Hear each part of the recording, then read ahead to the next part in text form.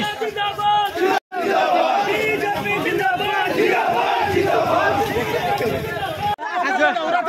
কি কব ভাৰতীয় জনতা পাৰ্টিৰ পক্ষত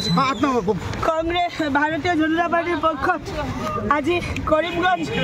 লোকসভাৰ পৰা হাইলাকান্দিৰ পৰা